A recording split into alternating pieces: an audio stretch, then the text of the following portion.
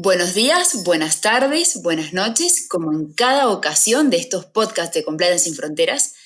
Estoy acompañada por un profesional de primer nivel, experto en Risk Management y en Compliance, con una gran trayectoria en toda Iberoamérica.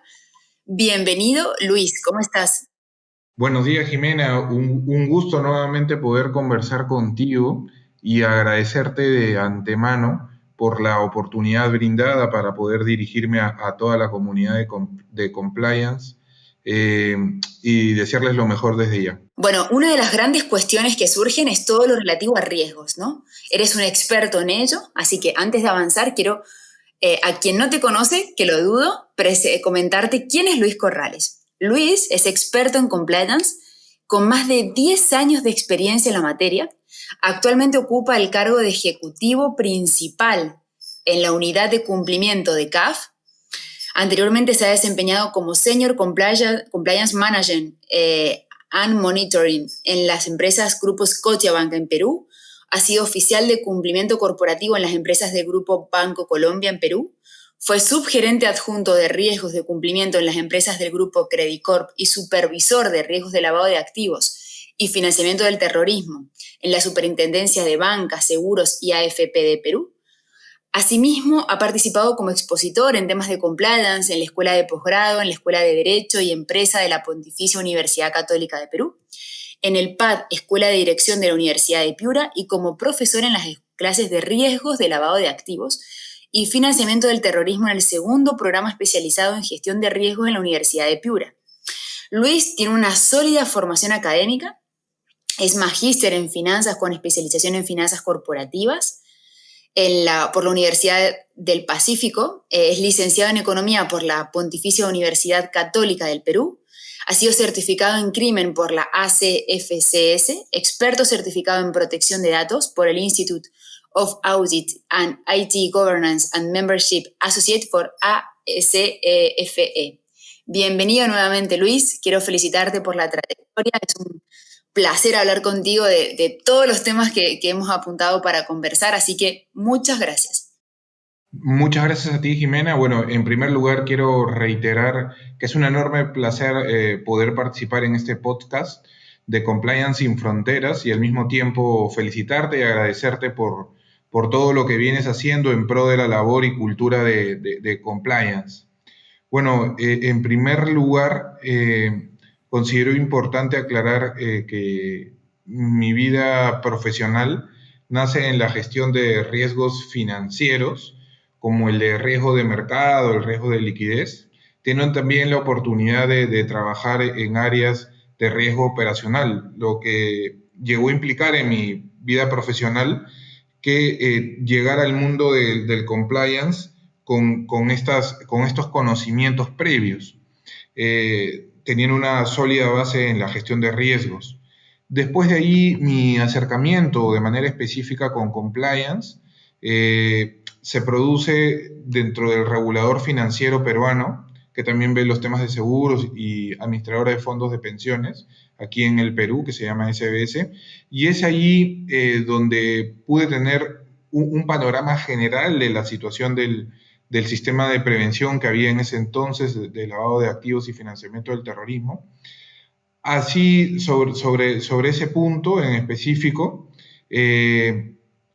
pude decir que estuve en el momento preciso en el que el Perú comenzó a cambiar su visión de tener un esquema de cumplimiento, valga la redundancia, estrictamente de cumplimiento sin todavía tener un enfoque en riesgos, a ser una de las personas que construyeron ese enfoque para el Perú, para lo que actualmente es la normativa peruana, que no solamente se extendió, digamos, a lo que el regulador del sistema financiero veía, sino que se ha extendido, digamos, a lo que la UI, Unidad de Inteligencia Financiera, luego tomó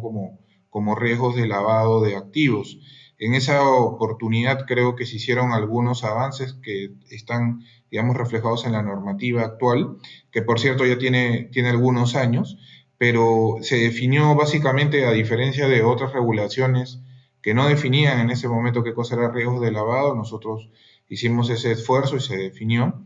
Y también se pudo incorporar algunas herramientas que para ese momento no habían, y que en esa oportunidad tuve la oportunidad, valga la redundancia, de aportar como indicadores claves de riesgo. Ya había en algunas regulaciones para ese momento el tema de la segmentación y perfilamiento que lo tomamos, y por supuesto también la calificación de los factores. Digamos que también se propuso para ese momento que las instituciones pudiesen hacer análisis de escenarios y hasta un modelo para cuantificar el riesgo de lavado de activos, pero dado el grado de madurez en ese momento del tiempo, digamos, ambas herramientas de riesgos no fueron, digamos, parte de la normativa. Creo que una de esas fue el análisis de escenarios, que inclusive salió para opinión de todos los regulados, pero entiendo que se decidió, digamos, retirar en ese momento esa herramienta para ser incorporada. Luego de ahí he pasado por otras, digamos, por empresas del sector privado, y en esas empresas del sector privado básicamente uno atiende también a aprender a, digamos, a customizar las herramientas de gestión de riesgos. Básicamente ya cuando paso digamos, del regulador al sector privado, ya no solamente he tenido la oportunidad de ver el programa propio de antiblanqueo de capitales y financiamiento y antifinanciamiento del terrorismo, sino también otros programas como, digamos, apoyando como anticorrupción, antisoborno, market abuse, etcétera, etcétera. Otros programas que me han permitido aprender y también brindar, digamos, apoyo en la materia. En términos generales, creo que para aquellas personas que nos apasiona compartir conocimiento y experiencias, la llegada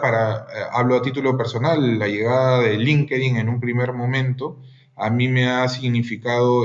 un camino, un vehículo para justamente ayudar, entre comillas, si se puede decir, a que más personas conozcan de los temas de compliance, a compartir conocimiento en esta materia. Antes lo hacía por canales cerrados como el correo electrónico, pero para mí ha sido una oportunidad fantástica, y puedo señalar lo mismo que auguro o mejor dicho, ya es una realidad el tema, digamos, el tema que vienes liderando a través de Compliance Sin Fronteras, que para mí es un canal fantástico para los temas de cultura de compliance. Y creo que va a seguir creciendo, va a seguir avanzando y va a ser muy útil para toda la comunidad que nos dedicamos en esta materia, y por qué no para otros que tienen ganas de iniciar, digamos, en todo el mundo de compliance. Luis, antes que nada, felicitarte por tu experiencia. La verdad que te he escuchado atentamente y no puedo más que estar orgullosa de todo lo que has logrado. En relación a Compliance Sin Fronteras, en líneas generales es así. Nosotros queremos aprovecharnos en el buen sentido de las redes sociales, de acceder a profesionales como tú y a tantos otros que se han sumado a Compliance Sin Fronteras, con el fin de generar un punto de encuentro y enriquecernos continuamente en una disciplina que es tan cambiante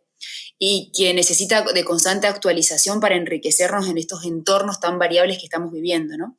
Y uno de ellos es riesgos, ¿no? Porque al final el riesgo financiero tiene un dilatado marco teórico y práctico, y sobre todo metodológico, desarrollado a lo largo de decenios o de siglos, desde los inicios de la banca veneciana, si no es que fuera antes, para cuantificar los riesgos de la forma más precisa y objetiva posible, ¿no? Y que acabe traduciéndose en un número, una variable. Lo mismo puede decirse respecto a las técnicas actuariales para identificación de los riesgos mediante las pólizas de cobertura. La cuantificación del riesgo, y esta es una de las grandes cuestiones que se plantean no solamente en relación a los clientes con los que uno trabaja, sino también en el ámbito académico, ¿cómo podemos llegar a ganar objetividad y aspirar a los umbrales de certeza que existen en el resto de las disciplinas que hemos mentado? Claro, sí, Jimena. Muchas gracias nuevamente. Digamos que en términos generales, la gestión de cualquier riesgo, sea legal o no, existe evidentemente el tema de la incertidumbre, es uno de los componentes del riesgo propiamente dicho, lo que incluye aquellos casos que has tenido a bien señalar, puesto que si no fuese así, no hablaríamos de riesgo, ya que para medirlos existe un nivel de confianza y evidentemente un grado de error. Y es verdad que hay gestiones de determinados tipos de riesgos cuyos modelos de medición están más aceptados que otros. No obstante, los riesgos legales no son necesariamente o no deberían ser una novedad, al menos en los sistemas afectados por Basilea o por Solvencia. Digamos que ahí ya tiene un tiempo de madurez eh, bajo el enfoque de riesgo legal. Es verdad que no es el riesgo que muchas veces se ha desarrollado demasiado, sino que se han fijado muchas veces en el riesgo operacional per se, digamos, sin incluir todavía el riesgo legal, pero hay muchos otros que sí han avanzado. Y en ese sentido, en primer lugar debemos decir que el riesgo operacional, para que se entienda, digamos, los que no han tenido algún contacto con este, es la posibilidad de incurrir en pérdidas debido a procesos inadecuados, fallas del personal, de la tecnología de información o eventos externos. Y según Basilea, desde el año, puede ser que me equivoque, pero es el año 2003, esta definición incluye el riesgo legal, pero excluye el riesgo estratégico y el de reputación. Y hay que señalar qué cosa es riesgo legal en este ámbito grande, conociendo que ya también la ISO 31022 está presente ya en la vida real. Es que el riesgo legal desde el punto de vista de Basilea incluye la posibilidad de ser sancionado, multado u obligado a pagar daños, evidentemente punibles, como consecuencia de acciones que tome el supervisor o de acuerdos privados entre las partes. Entonces hay que tener en cuenta eso porque en términos generales no viene a ser algo de reciente incorporación con el tema de la responsabilidad penal de las personas jurídicas, sino que este esquema, al menos en estos sistemas afectados, decía, por Basilea o por Solvencia, ya se conoce del tema y ya se ha avanzado algo ahí. Después está, como decía, la reciente ISO, la 31022, que va un poco más allá de esta definición de Basilea, considerando también los derechos y las obligaciones no contractuales. En ese sentido, puedo decir que una herramienta clásica para justamente tratar de medir, porque si hablamos de medir el riesgo, digamos de una manera más allá de la cualitativa, a través comúnmente de los talleres que se realizan, es aquella relacionada con las bases de eventos de pérdida por riesgo operacional, que está de la mano, que va de la mano mucho con los indicadores claves de riesgo, pero que adicionalmente ya digamos, esto lo han logrado pocas empresas todavía, al menos, digamos, si lo agrandamos a toda Latinoamérica, estoy seguro que todavía no muchas lo tienen, es el tema de haber llegado a tener modelos AMA, digamos, modelos avanzados, en los que me van a permitir ya medir el riesgo legal inclusive, de una manera un poco más precisa. Hablamos del incluido dentro, claro está, dentro del riesgo operacional. Ahora bien, hasta ahí seguimos en un esquema, digamos, propio en el ámbito del riesgo legal de cumplir normas o de tener riesgos por, digamos, porque no haya podido tomar las medidas adecuadas para que como institución haya fallado en hacer valer, si así decirlo, mis derechos. Sin embargo, cuando tenemos de por medio el tema de compliance y aun cuando la ISO se hace referencia a los estándares que adopte evidentemente la empresa, y acá ya es un punto de repente hasta personal, el tema de compliance a mi entender va más allá del propio cumplimiento normativo de cualquier ámbito legal. Y lo digo porque incluso en empresas de mucha data se sigue hablando y se sigue separando, para mí algo que ya no debería estar separado, de compliance y ética o de compliance e integridad, cuando ya yo no puedo hablar de compliance si no hablo de lo ético, cuando ya no puedo hablar de compliance sin que esté incrustado el tema de integridad. Entonces es ahí donde cuesta más, porque ya no solamente voy a plantearle, digamos, dentro de las empresas el tema de cuidado con el riesgo de reputación, cuidado con el riesgo legal, cuidado con, en algunos países, inclusive normativamente hablando, con el riesgo de contagio, sino hablar propiamente del delito con el que nace toda esta figura, nace más allá del hecho de solamente fijarse en los riesgos legales, sino del propio daño que se le hace a la sociedad, y eso es un poco más difícil de entender. El tema de hacerlo correcto, muchas veces no necesariamente voy a incurrir digamos por así decirlo, en un acto indebido, solamente haciendo o incumpliendo la norma, sino comportándome inadecuadamente. Y ahí también hay todo un mundo por desarrollar un poco más difícil de cuantificar, es el de hacer las cosas, de comportarme bien, como se dice, a pesar de que nadie lo vea. Y hay que recordar que para que se materialice también el riesgo legal propiamente a tu pregunta, ha tenido que haberse detectado. En términos generales, el riesgo legal para que se materialice per se, bueno, si no se ha detectado y nadie se entera, la materialización de la sanción, la materialización del riesgo de reputación no se va a dar. El compliance creo que va más allá por su propio concepto, porque ya digo que ya ha avanzado, que ya no solamente hace muchos años, y yo hablo desde que inclusive ingresé al mundo del compliance, que de eso hay que echar a muchos años más para atrás, eh, que ya existe, que ya en ese momento, ya esa figura del solo cumplimiento normativo ya había cambiado. Entonces hay que considerar eso, que no necesariamente el riesgo legal va a abarcar todos los temas, y lo difícil ahí creo va a ser, y clave va a ser el tema de la información. Entonces,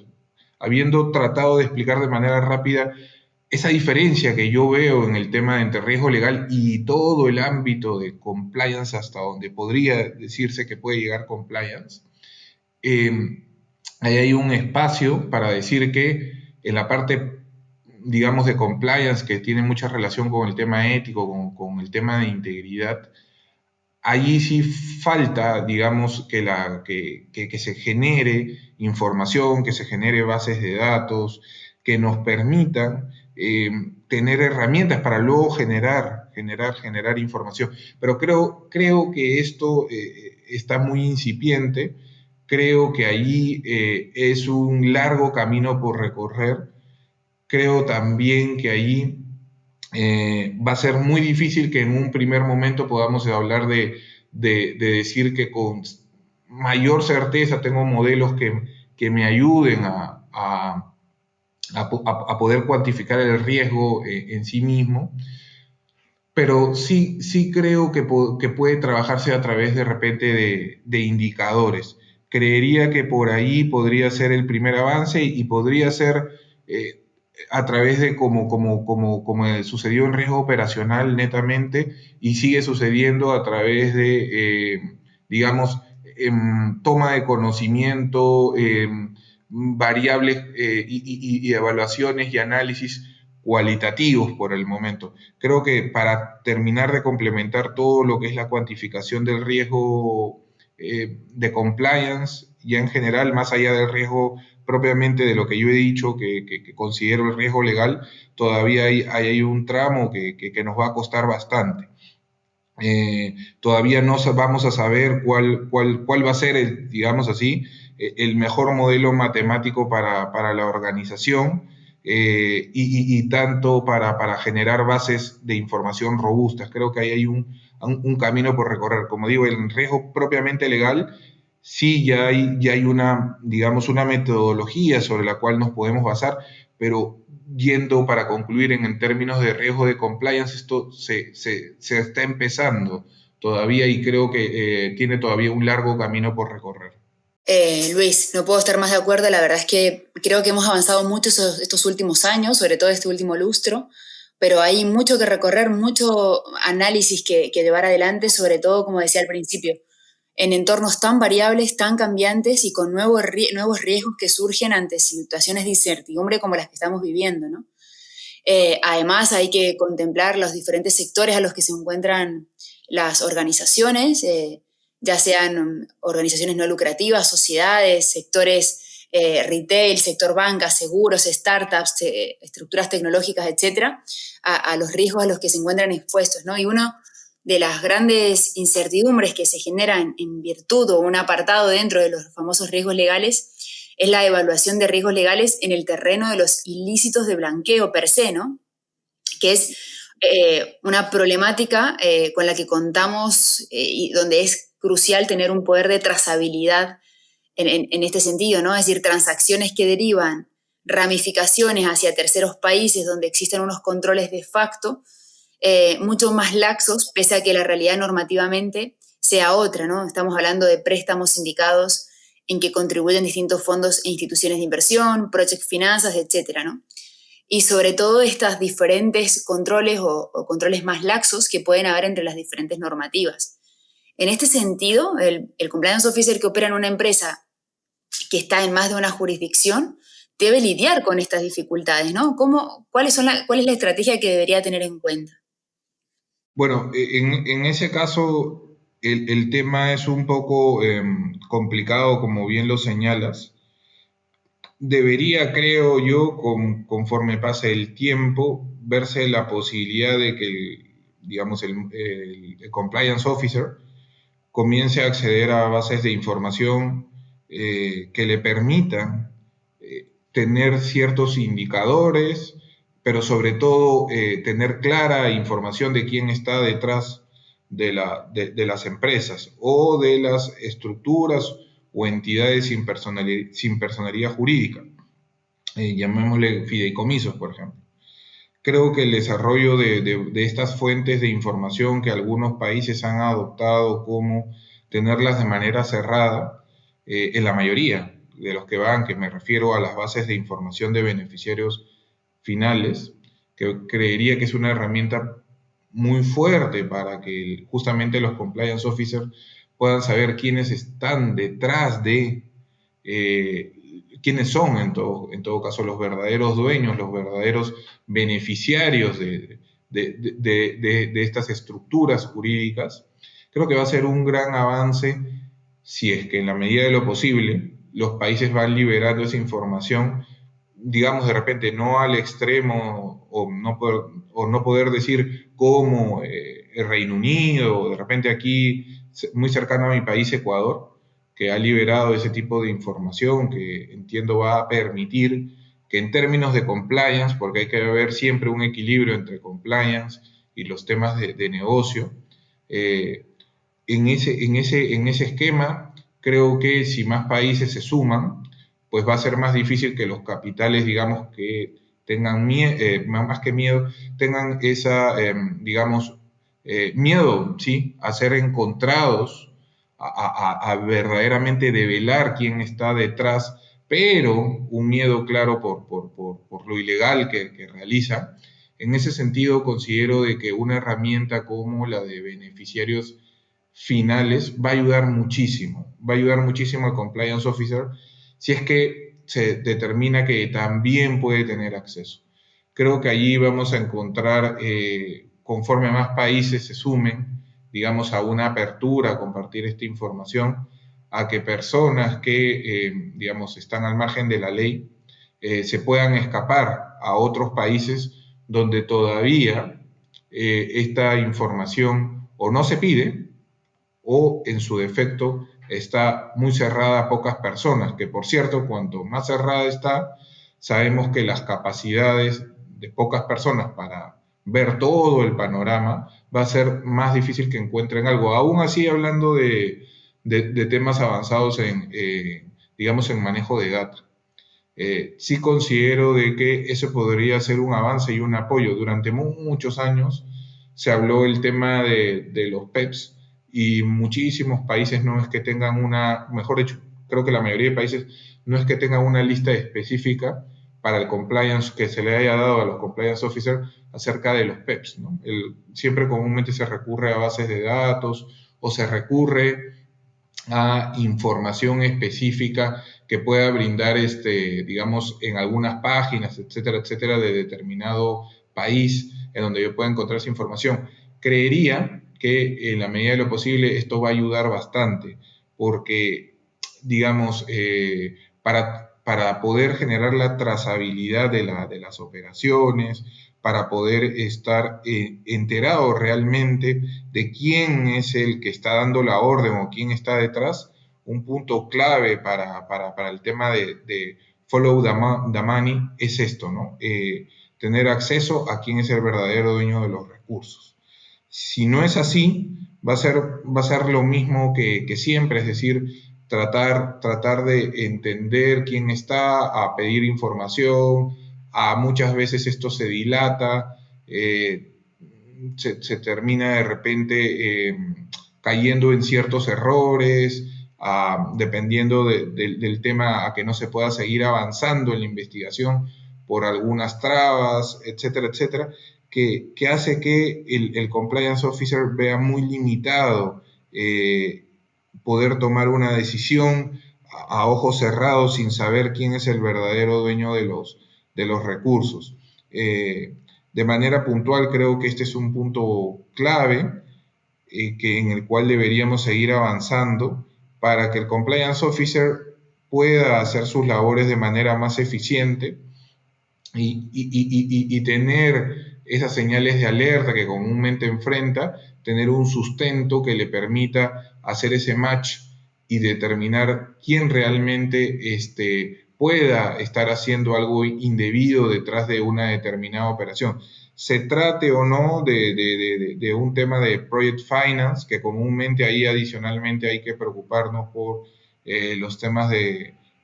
corrupción que se han conocido a lo largo del tiempo, porque hay asociaciones públicas privadas y ahí hay un tema por los escándalos comúnmente conocidos a nivel internacional. Entonces ahí adicionalmente va a tener que incorporar indicadores, ¿verdad?, de temas de corrupción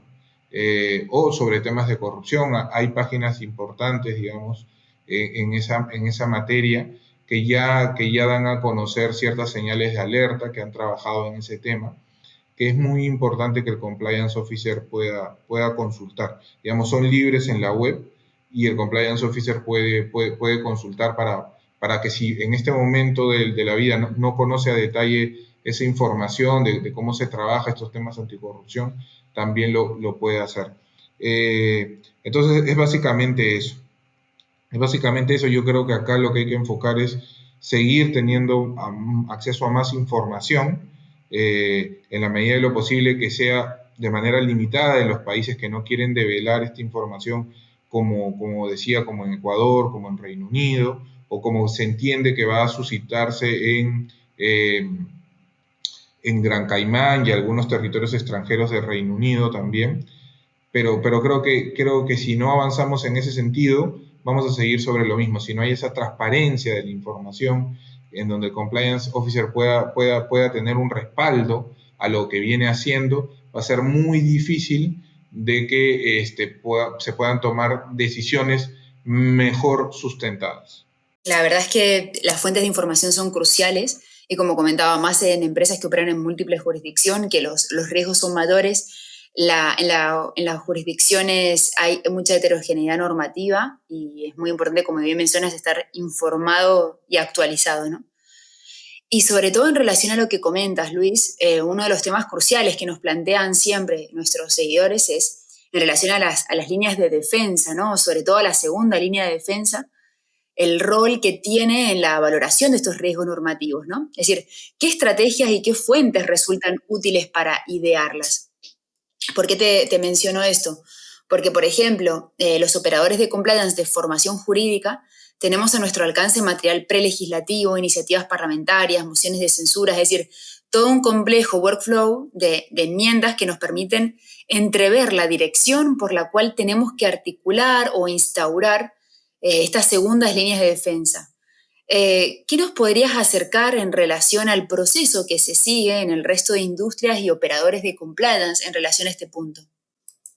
Sí, mire, lo primero que debo decir es que mi experiencia, bueno, está propiamente en el sistema financiero. Y no obstante ello, un punto clave cuando se comienza a hablar de líneas de defensa es la de no trabajar en silos. Comúnmente es todo un proceso, es un cambio cultural en cualquier empresa hablar de líneas de defensa. Esto como que vuelve a construir la empresa, digamos, al interior en términos de control. Básicamente, las segundas líneas de defensa, cuando nacen, ya existe una tercera línea de defensa naturalmente que de repente no es llamada así en determinadas instituciones, que es aquella relacionada con la auditoría interna y, por supuesto, aquellas reguladas por la, entre comillas, a veces cuarta línea de defensa, que viene a ser el regulador, algunos le llaman, o en algunos casos también el auditor externo. Entonces, en ese sentido, no es que nace de cero, ya hay un control, e inclusive puede ser que control interno haya nacido antes dentro de determinadas empresas. Entonces, lo que tiene que hacer una línea de defensa independientemente digamos, del sector en el que se desarrolla una determinada empresa, es conversar sobre lo ya avanzado. Lo primero que tiene que entender sobre los riesgos que ya se hayan podido identificar y no nacer de cero. Una vez habiendo entendido esta parte, también es importante saber hasta dónde va a ser su alcance, determinar el número de personas que van a integrar el equipo, en específico porque no solo compliance es propiamente dicho la segunda línea de defensa, dependiendo del riesgo, si existe riesgo de crédito, riesgo de mercado, seguridad de la información, etcétera, etcétera. También serán segundas líneas de defensa para lo que les toque. En el caso de compliance de manera específica, bueno, sí, las áreas de compliance lo serán, y en ese sentido, lo que hay que ver ahí es sí, el número de personas que trabajarán allí, cuál es el alcance que se le quiera dar a compliance, qué temas, qué programas principales va a haber en el mundo del compliance. Algunos son, y dependiendo de la empresa, a qué programa de compliance es el que se le va a poner mayor énfasis o que va a contar con los mayores recursos. Para esto,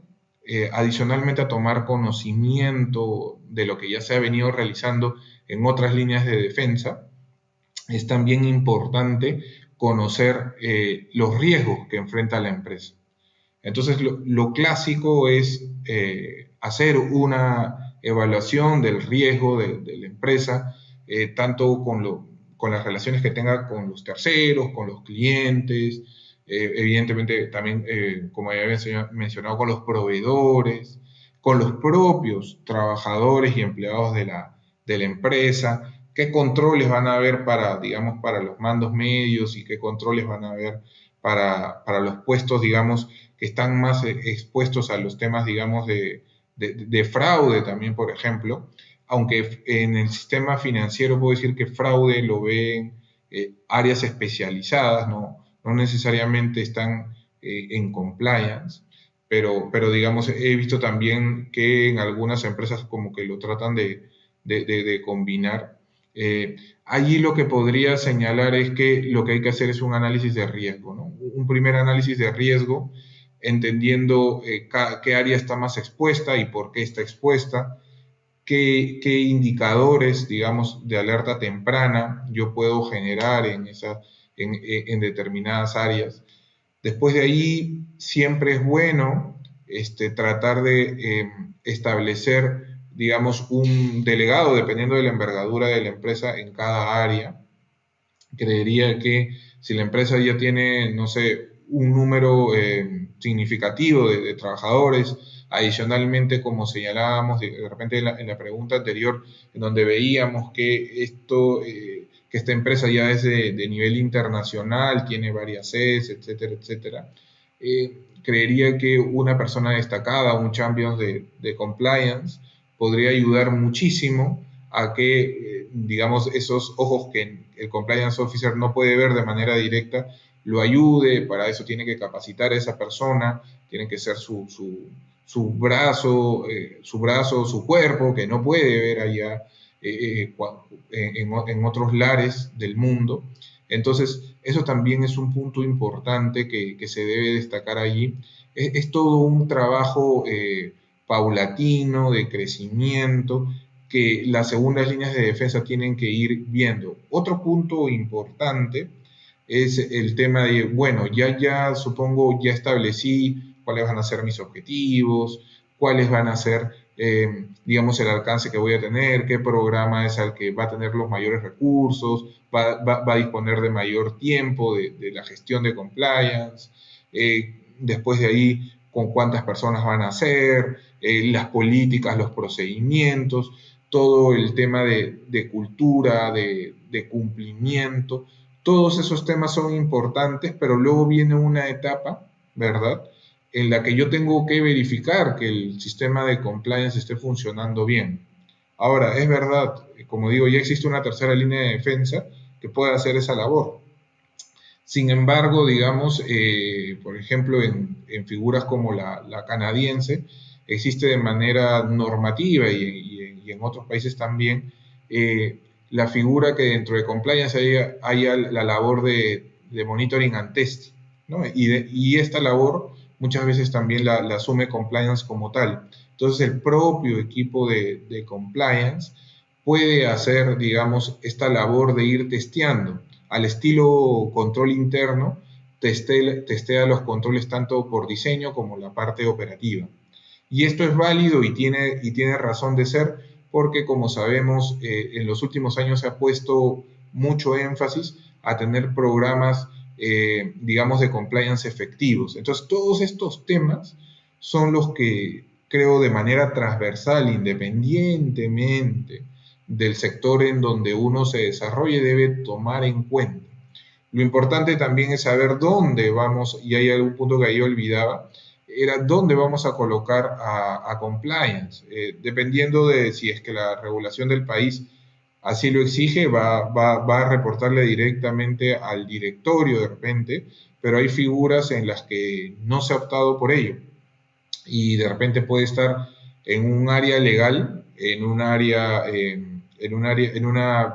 en un área de riesgos propiamente dicho, donde hay otras gestiones de riesgos o de manera independiente ya sola. Digamos que la transición va así, va desde el mundo de lo legal, pasando por riesgos, a ya una figura independiente, ¿no? Esa es la transición natural por la que ha pasado, digamos, compliance y lo que justamente recogen las normativas en la mayoría de casos que he revisado, no en todas, es que esta sea una figura independiente que pueda reportarle a la junta directiva, al directorio de la correspondiente empresa. Entonces, pero todas estas cosas son las que se tienen que ver, tiene que hacer un trabajo muy sesudo el compliance officer de mostrar, de generar valor. Como decía, el tema de los indicadores no solamente van a ser indicadores de exposición al riesgo, sino que también se tienen que sumar indicadores de gestión, de lo que hace, de cómo agrega valor, del riesgo, o sea, por ejemplo, cuando se suscita un caso y este caso es favorable a la hipótesis que tenía el oficial de cumplimiento, muchas veces es importante que más adelante se recalque ello, que gracias a la labor de compliance se haya impedido que el riesgo se materialice dentro de la empresa. Creo que hay muchas cosas que hay que desarrollar en compliance que como cualquier programa, si es un enfoque de riesgos, digamos, tenemos que hacer, tenemos que realizar. Y allí va más allá de lo estrictamente, como decía hace un momento, de lo estrictamente normativo, del legajo judicial que podamos tener. Va más ahí, yo lo enfoco desde el punto de vista de la gestión, de todo lo que se tiene que hacer, de las bases que se tienen que sentar. Son líneas de defensa que tienen que articular con, como decía, en términos de control, si es que existe control interno, con la auditoría, pero había un punto que no deseo